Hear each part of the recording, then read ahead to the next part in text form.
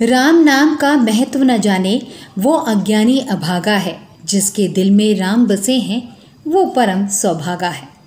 जी हाँ, मन राम का मंदिर है और यहाँ उन्हें विराजे रखिए। पाप का कोई भाग न होगा, बस राम का नाम लेते रहिए। बात जब भी श्री राम की आती है तो हनुमान जी का जिक्र पहले ही हो जाता है और ऐसा संयोग आपको हमेशा देखने को मिलेगा। और ऐसा ही कुछ हमारे साथ भी हुआ। आप कहेंगे कैसे? तो चलिए हम ही आपको बता देते हैं।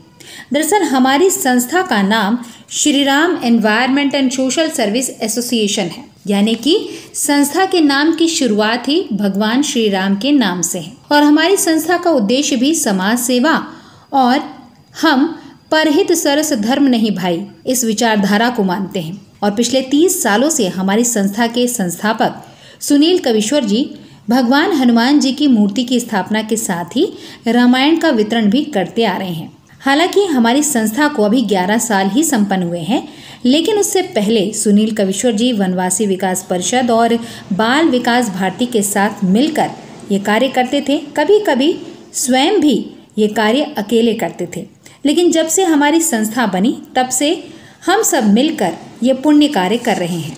ट्राइबल एरिया मंडला और डिंडोरी में हमारी संस्था लगातार समाज सेवा के माध्यम से ट्राइबल्स को समाज की मुख्य धारा से जोड़ने और उन्हें जागरूक करने के लिए धर्म, आध्यात्म और संस्कार का ज्ञान देने, हनुमान जी की प्रतिमा की स्थापना और रामायण वितरण के साथ उनके दैनिक उपयोग की चीजें भी वितरित करती आ रही है। और हम मां नर्मदा परिक्रमा वासियों की सेवा करने के लिए उनके रुकने खाने का भी इंतजाम करते हैं। और इसीलिए हम अनाज वितरण करने खाले गिटोरी गए हुए थे, जहां संस्था द्वारा परिक्रमा वासियों के रुकने के लिए कमरों का निर्माण कराया गया है और साथ ही साथ भंडारे का भी आयोजन यहां पर कराया गया था।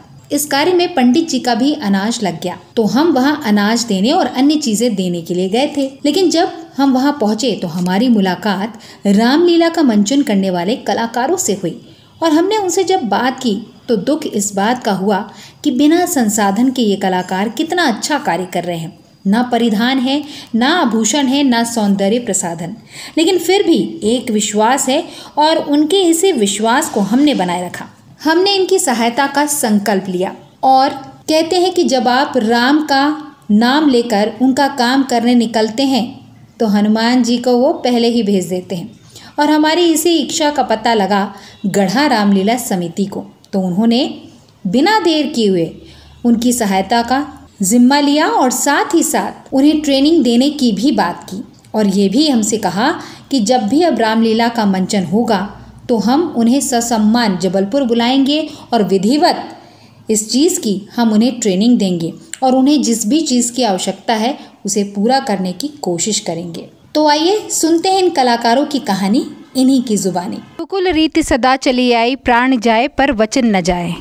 और ये जो मेरे सामने हैं भगवान श्री राम के रूप में, जानकी माता के रूप में, और बात अगर हम करें लक्ष्मण जी और हनुमान जी की, तो ये लोग रामलीला में भगवान का रूप धारण करते हैं और साथ ही साथ लोगों को रामायण के बारे में बताते हैं, भगवान राम के चरित्र के बारे में बताते हैं, लक्ष्मण जी के बारे में बताते हैं, हनुमान जी जैसे कह सकते हैं कि सेवक के बारे में बताते हैं जिन्होंने पूरी लंका का दहन किया और साथ ही साथ सीता माता के लिए कैसे प्रयास किया।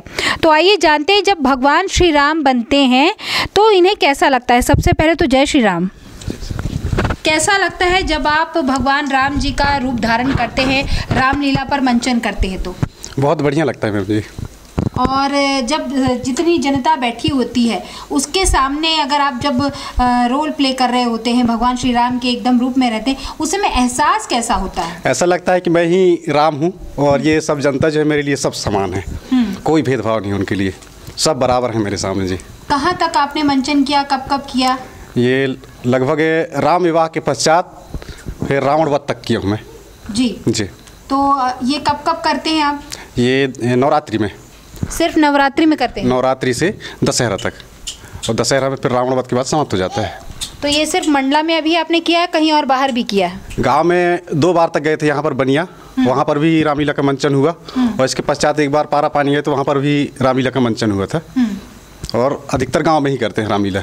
तो सिर्फ इतने ही सदस्य काम करते हैं कि बाकी आपकी पूरी टीम है? 20-25 लोगों की टीम है, जिसमें बजाने वाले वादक भी हैं और रोल प्ले करने वाले भी अलग अलग पात्रकार भी हैं। वो सब इस तरह से रामलीला का मंचन साथ मिल करते हैं। तो इसकी कहीं से आपने ट्रेनिंग ली है या फिर आप लोग ने रामायण देखकर ये सारा कुछ किया? इसके सबसे पहले क्या है, मोहगांव जहाँ पर विकास खंड है वहाँ पर रामलीला का मंचन होता रहा जी। तो बच्चे थे, हम छोटे छोटे थे, तो देखने जाते थे बीच बीच में। तो हमें देखकर ऐसा लगा कि क्यों ना हम ये कर सकते हैं।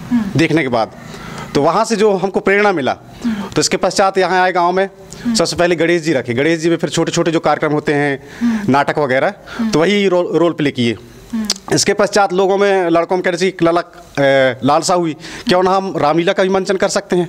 उस समय मंच, स्टेज वगैरह कुछ नहीं था और ना ही ड्रेस की व्यवस्था थी हम लोगों के पास में। तो घर में ही जो साड़ियाँ होती थी, जैसे शादी वादी के लिए चुनरी वगैरह आती थी, तो वो सब सामानों को एकत्रित करके उन्हीं से मुकुट बनाना, उन्हीं को सिलाई करके, मतलब पूरा सामान जुटाना। लड़कों में इतना कहना चाहिए उत्साह था।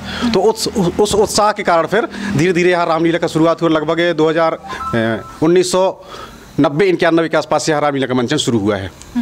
उस समय हम लोग छोटे थे, रामलीला देखते रहे, हमसे जो बड़े थे वो करते रहे। उनको देख देख के फिर हम लोगों को भी कहना चाहिए एक सीख मिली, क्यों ना हम भी कहना चाहिए इसमें भाग लें। तो सबसे पहले मैंने नारद का रोल किया।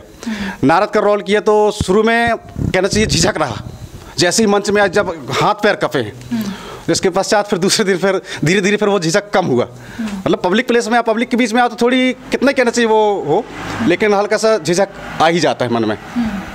इसके पश्चात फिर धीरे धीरे चलते चलते फिर बीच में मेरे को दिए फिर राम का पाठ दिए। तो उसमें भी मैं थोड़ी झिझक रहा, मेरे अंदर डर बना रहा कि पब्लिक के बीच में कैसे पेश होना है।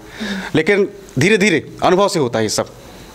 तो वहाँ से फिर जो चलता आया, तो लगभग 12-13 साल से मैं राम का पाठ कर रहा हूँ। बीच में फिर एक छोटे भाई है, वो भी बीच बीच में किए हैं राम का पाठ लगभग 1-2 साल तक, पंकज यादव करके। उन्होंने भी बहुत बढ़िया रोल प्ले किया। कुछ ट्रेनिंग आपने रामायण जो सीरियल चलता था रामानंद सागर का, उससे भी लिया? जी, सीरियल देख के भी हम लोगों को बहुत कुछ कहना चाहिए सीख मिला है कि हमको कैसे रोल प्ले करना है, कहाँ पर क्या बोलना है।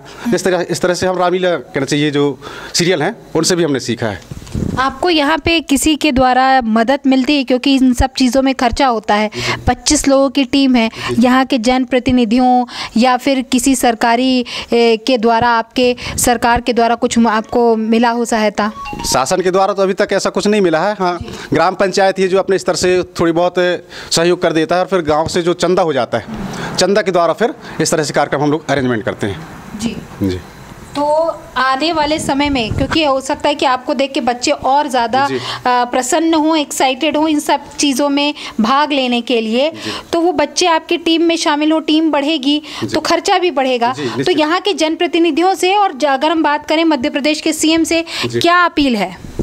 हम तो यही चाहेंगे मैम कि अगर कहीं से हमें सहयोग मिल जाए, तो ये जो छोटी सी मंडली कहना चाहिए, अगर सहयोग मिल जाएगा आर्थिक रूप से, तो हम इसमें और आगे बढ़ा सकते हैं। फिर जितने जो पात्रकार हैं उनकी संख्या भी बढ़ा सकते हैं, और उनको अलग से फिर ट्रेनिंग भी दे सकते हैं, पर्सनल मतलब पार्ट टाइम निकाल के। जब तक क्या ट्रेनिंग नहीं देंगे, उनको गाइडलाइन नहीं देंगे, तब तक क्या एकदम से जैसे ही मंच में आते हैं तो कितना ही बड़ा योद्धा हो जाए, पब्लिक के बीच में कहने से झिझक बनता ही है, डर रहता ही है कि किस तरह से बोलना है, क्या अपने को व्यक्त करना है। अगर गाइडलाइन मिल जाए, ट्रेनिंग मिल जाए, तो वही बच्चे एक्सपर्ट हो जाएंगे।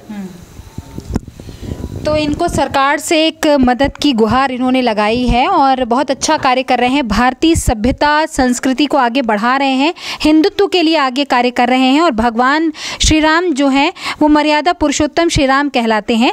और जब आप उनका रूप धारण करते हैं, कहीं ना कहीं आपको एक छोटा सा अंश जो है उसका फील होता होगा, और साथ ही साथ पब्लिक के बीच में भी आप वैसे ही काम करना चाहते हैं और यहाँ पे ये आने वाले बच्चों को भी सिखाना चाहते हैं। तो हमारी यही गुजारिश रहेगी शिवराज सिंह चौहान जी से कि ऐसे छोटे छोटे कलाकारों को वो थोड़ी सहायता दें, चाहे वो ज़िला पंचायत के तरफ से दें, चाहे वो कलेक्टर के तरफ से दें। और जनप्रतिनिधियों से हमारी ये अपील रहेगी, ऐसे कलाकारों को आप मंच प्रदान करें और उन्हें वो सुविधा मुहैया कराएं जिनकी इन्हें दरकार है। तो एक बार फिर से आपको बहुत बहुत शुभकामनाएं आने वाले आपके किसी भी कार्यक्रम के लिए। और हम तो चाहेंगे कि आप यहाँ मंडला से दूर निकले और आप अलग अलग स्थानों पर ये मंचन करें। और आने वाले समय में हमारी जो गुजारिश रहेगी सीएम से या यहाँ के जनप्रतिनिधियों से, सांसद महोदय से, तो हम यही कहेंगे कि आपको वो मुहैया कराएं और आप इस प्रकार का भगवान श्री राम का जो लीला का मंचन करते हैं वो करते रहें। ना सिर्फ आप नवरात्रि में करें बल्कि हर त्योहार के मौसम में आप करें। क्योंकि हमारे भारत देश में तो पूरे साल जो है वो पर्व रहता है, त्योहार रहता है ना। जी। तो हमें अपनी सभ्यता के बारे में लोगों को जागरूक करने की ज़रूरत है। जी मैम। धन्यवाद आपका। वेलकम।